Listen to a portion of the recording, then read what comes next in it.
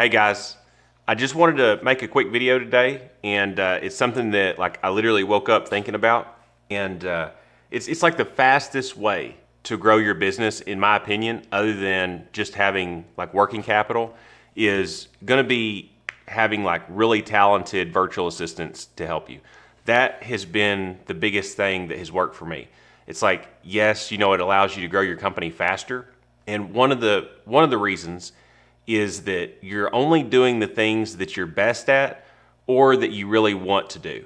So, as the business owner, it gives you the ability to just do what is the strategy and the high level overview of things. So that is a huge amount of what I do is the strategy. It's basically like steering the ship on figuring out where we're gonna go, what we're gonna do. And so, of course, I have a real estate business. It specializes in buying and selling land, just vacant land. It's rural most of the time. And as soon as I was able to have a couple of people start doing the incredibly repetitive task, that's what gave me back so many hours of my time to go and actually do the high level thinking of where we're gonna go and things of that nature. And so I want you to just think about this for just a minute. Let's say that you're okay, I've decided this is what I want to do. I want to hire a virtual assistant to help me work on the repetitive stuff first. So that could be something to do with data. It could be, cold calling, could be some kind of a lead generation task. That's what my virtual assistants work on for me, is lead generation, because it is something that we need done just nonstop. Basically, every week, every month, we're doing something related to lead generation in the company. And so as soon as you identify what that is for you, and you might even find, okay, well, I actually need to hire 2 or 3 in order to complete this entire thing, just because of the amount of moving parts or because of the amount of leads that you need to come in.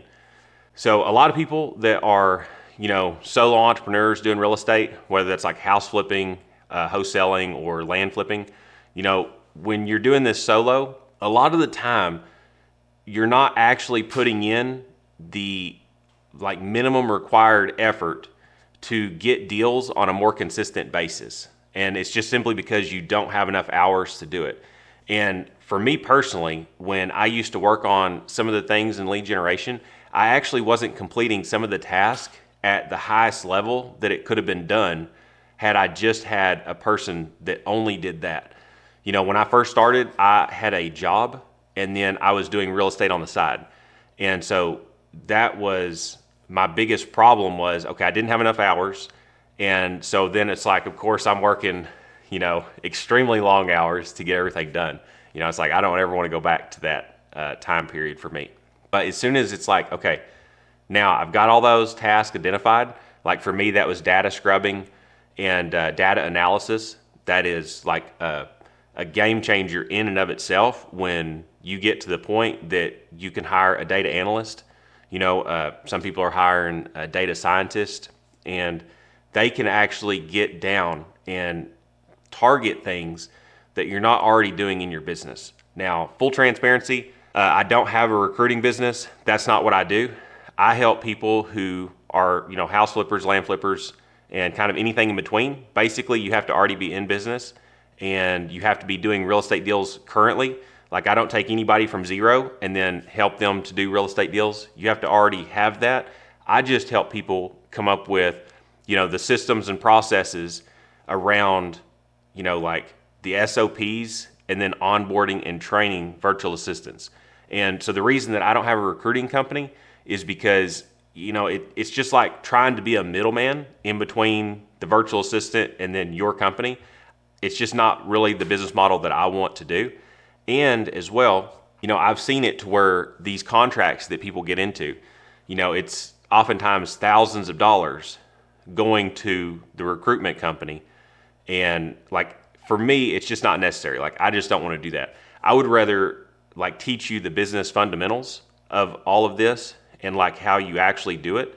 Because, yes, you can do the other thing and it might seem easier in the short term, but is what you're going to find is if you don't have everything else built out in your company in order to, let's say train them, and then you've got SOPs within your company to do all this, just going to a recruitment company and then getting that person, it's not really going to do that much good, because you're still going to have all of these problems that weren't addressed originally.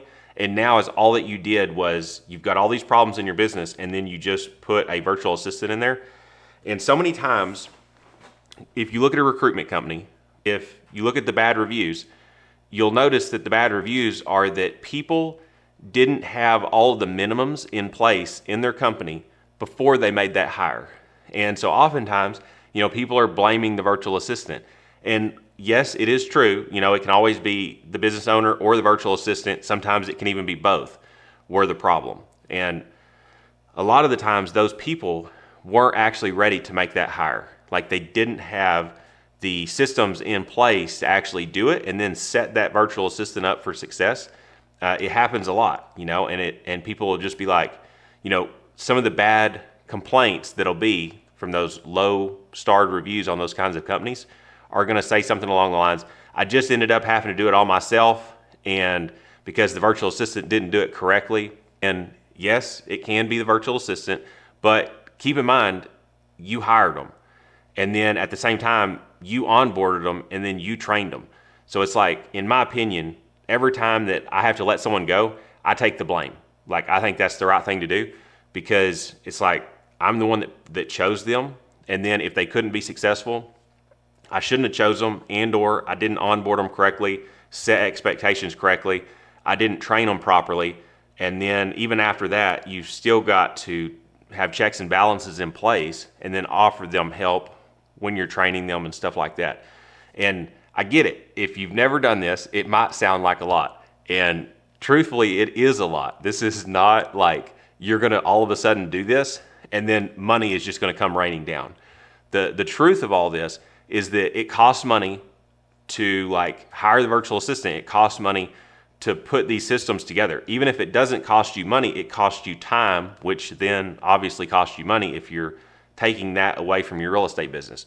But that's in the short term. In the long term, once everything is moving along and progressing, it gets so much easier. And if I could have went back, and that's one of the reasons I'm making this video, I actually wanted to make it for me before I ever hired anybody.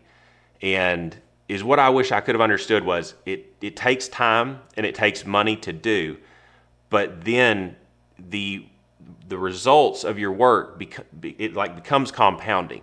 So it makes things so much easier, because now I'm at a place to where my virtual assistants can actually make the SOPs for whatever task they're working on, and it's not like a big deal.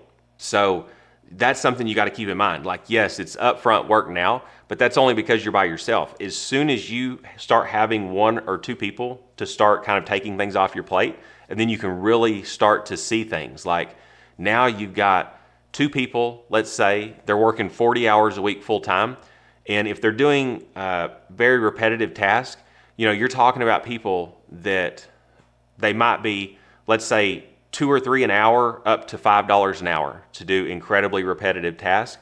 These are going to be like fresh graduates.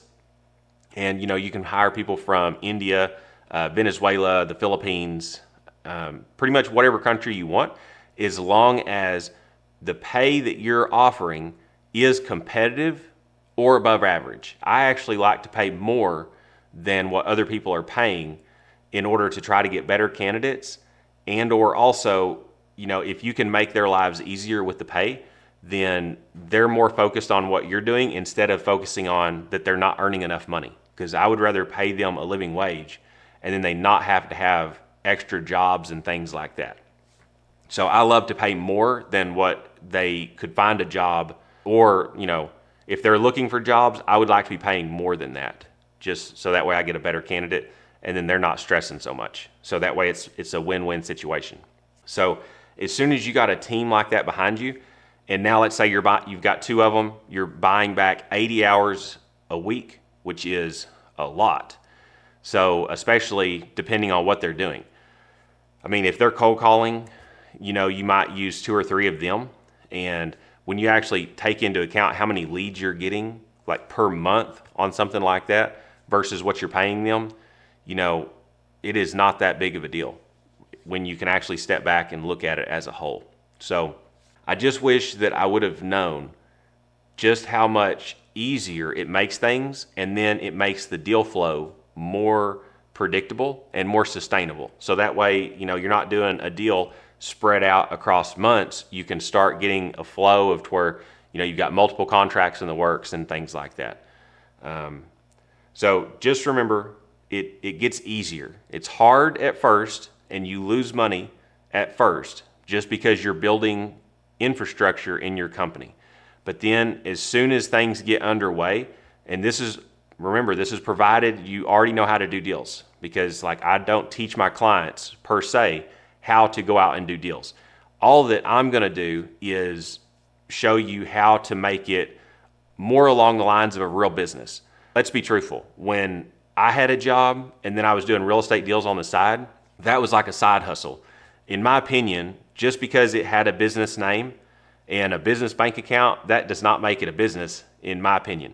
To me, a business has, people working in it, and it's more consistent, and it's not just one man. It was as though I owned a secondary job.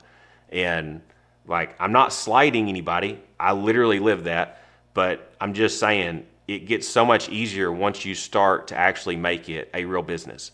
So that's what I wish I would have known sooner, and I wish that I would have worked at to get to that level sooner, just so that it makes life easier and it makes your deal flow more consistent. And keep in mind, a lot of the people that we're talking about hiring on this channel, regardless of what country they're coming from, provided it's kind of in that top 5 or 6 countries to where your dollar will actually go a long ways for them, so that way your pay is competitive. Because like I said, a lot of times when you're paying these people, even if it's the $2 to $5 an hour, you've still got to remember that you're paying more than corporations pay over there. So that means that there's a lot of people in the Philippines that, now this is obviously depending on where we're at. Just like here in the US, you've got the cost of living super high in Los Angeles or New York. But then if you take another state that could be like Arkansas or whatever, or if they're in rural New York, the pay will go down tremendously. Well, it's the same in the Philippines. It depends on where they live at. Manila in the Philippines is going to be way higher pay than someone who is located out in the provinces, which is rural, out in the Philippines. So you got to keep things like that in mind. The minimum wage, to put in perspective, in the Philippines is $6 per day. So let's say that they work 8 hours a day and their pay is $6 for the whole day, not per hour. So just think about taking someone who is earning, let's say, $6 to $10 per day, and then you are doubling that. Or, you could even find circumstances to where you're tripling that. So just remember that there are corporations over there paying $1 something an hour. And if all of a sudden you bump them up to $2 or, even more, they're able to live a really great life. And keep in mind, their culture over there is a lot different than here in the US. In general, those people are pretty loyal, and it's extremely different over there, okay? They are, in general, from what I can tell, is that they're more appreciative, and they're willing to stick with you, and this is provided you treat them really well. So, it goes back to what kind of benefits are you giving them, and obviously the more benefits that you can give them, the better. And the fastest way is to just pay more than what they can get paid over there. That's one of the fastest, easiest ways to do it. And then treating them with dignity and respect, just like you should with any human, regardless of whether they're in the US or any other country. It's not and this I think is important. I've seen this, and it's pretty terrible. I've hired people who have had really bad working experiences, and they're just treated like they're not humans. And that is the fastest way to have a whole lot of problems in your business, is by treating these virtual assistants poorly and then expecting them to do a lot of work. So, I've talked about that in some of my other videos, so I don't want to talk about it too much, but the number one things are just having unrealistic expectations. If something should take 5 days or 40 hours and you're trying to get them to do that in 1 or 2 days, it's unrealistic and just, it's not practical. And so you should always keep in mind, Maybe you should hire 2 instead of 1. Maybe you should hire 3 or 4 at some point when your budget can actually achieve that. So that's why I don't work with people that aren't already doing deals, just because it's like, where is the money going to come from to do this? Because you're going to take a loss on day one, which is just business. I mean, like, we all know that. So in the long run, it's going to make it up, provided that you know how to do deals. I don't know what would have to transpire for you to not make more money with people if you already know how to make money. They're just going to help you make more money faster, or they're going to free up your time to go and do other things. But either way, I don't see how that would not translate into more money. Like it obviously did for me and for anybody else that I come into contact with. So as long as you don't break the rule of hiring people without systems, processes in place, and so that way you can onboard them and train them properly. And this is also pretending you already know how to do deals, because is what I would not cross into doing is trying to hire people to go and do deals for me, but then I can't coach them on how to do deals. I would say that is going to be like a recipe for disaster right there. You've got to know how to do the deals, and then they're working on things that you give them direction on. And am I sure that there are people that you could hire if you didn't know how to do deals? I'm sure, but that is the fastest way to lose money when you're trying to hope that you can pick someone to do deals for you. And so, like, what's an example of that? Okay, that'd be like where you're hiring cold callers, and then they're getting leads, but then you're also expecting them to close them for you and turn those into signed contracts. Like, for instance, that to me would be 2 different roles, and until you know that you could do this, you would need to be the one actually talking to the leads. That is not something that I would hire out. Even if the person has experience with it, I would not start there. I want my team to do basically everything for me, except we do deal reviews, like actually in my office, and then we do this getting the signed contracts ourselves in our office. We don't have virtual assistants doing those 2 things. Like, I want to be the guy to say whether or not this looks like a deal, and then it moves on through due diligence, and then we try to buy the property, and then we want to get it under contract, because I don't know what that dynamic would necessarily be like if the person had an accent on the phone, because you have to build, everyone says rapport. It's just you're trying to build trust on the phone with that seller when you get your contracts done. And I would not try to outsource that at the moment. You would need to have enough money and a business large enough that you could kind of take that risk of doing that. And then they would just need to kind of like walk beside you for a good amount of time, and then be able to hear all the sales calls and stuff like that. And truthfully, here in the US is what everyone is doing when they try to venture onto that, is they're hiring US people, so that way there's no accent on the phone for the actual phone sales portion if you're trying to get them to do signed contracts. And I have heard of other business models to where, you're having those people, your virtual assistants, they can get assistance from the business owner if they have one that's harder to get under contract because of trust issues or something else. They can kind of like, hey, how about I get the owner on the phone and talk with you? I have seen that sort of stuff happen. So provided we're not talking about sales, as long as we're talking about administrative, due diligence task, marketing, lead generation, anything to do along those lines, that is what I recommend using virtual assistants for. And keep in mind, as long as they speak good enough English that you can communicate with them and train them, you don't really have a problem. Now, this is just a little tip that I've found.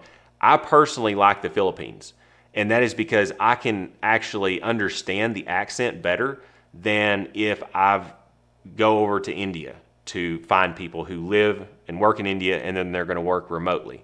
So I've tried that, and it's actually harder for me to understand them and communicate with them. So that's why I actually like going to the Philippines, is simply because I can understand them and communicate better with them, because the accent is easier for me to understand. So if, for instance, if you could communicate better with someone from India because of the accent or because of whatever reason, then absolutely, go to India. And there's also other countries. Some of the people that have really large teams, they may go to 4 or 5 different countries to find virtual assistants. But again, that's probably a whole nother video. That's definitely like some of the things that I wish that I would have known and I wish that I would have considered. Like basically stay in my own little narrow area of expertise, like the things that I'm best at, and then anything that's repetitive, those are the things that I'm going to get systems and processes around and then train people on. And then, you could hire 1 or 2 people to kind of do those tasks. And then later on, do like another little quick, study and just figure out, okay, what am I doing here that could be hired out? Or what do I need to scale next? Because, like for me, I'm kind of looking at like scaling things and then doing things more efficiently. And so that goes back also to me always talking about, I'm always trying to make sure I hire people smarter than me. I'm hiring people with college degrees. I've got people who already have corporate working experience for years. And so that way I don't have to actually train them. So they come already with more knowledge. And in general, they are much smarter at me and better equipped to handle the tasks that I give them than what I am. So that way I don't have this huge deficit on the things that I was doing myself are now getting done better. So I get rid of all of that inefficiencies and stuff. And then that makes the company run better and makes the company healthier as a whole. And because I'm trying to patch those things that I had problems in and then hire people that can do it better than I can. I've definitely noticed from people, especially who are, like let's say they're in home improvement or some other just random small business, not even necessarily real estate. A lot of the complaints that they always have is, I can't find good people to work.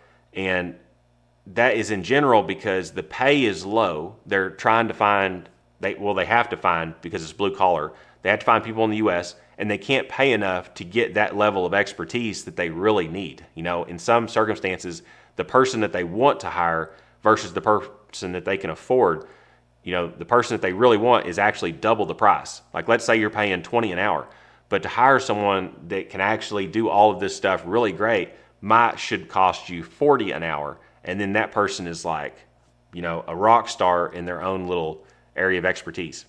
Could be for, I don't know, roofing or air conditioning, whatever. Okay, but you got to remember, since you can hire internationally and find virtual assistants online, it opens up everything because you can find incredibly talented people with college degrees, years of experience, and they can do things better than you could have ever dreamed of. And now you're hiring them for a very economical rate, $2 to $10 an hour, and you can hire just about anybody. I mean, you can hire even someone like a transaction coordinator for, let's say, $10 and under. And they can handle basically end-to-end transactions and communicate with title companies and things of that nature. So just keep that in mind. This is definitely one of the videos that I wish that I would have had, a few years ago. So I really hope this helps. If you got any kind of comments, I'll read them.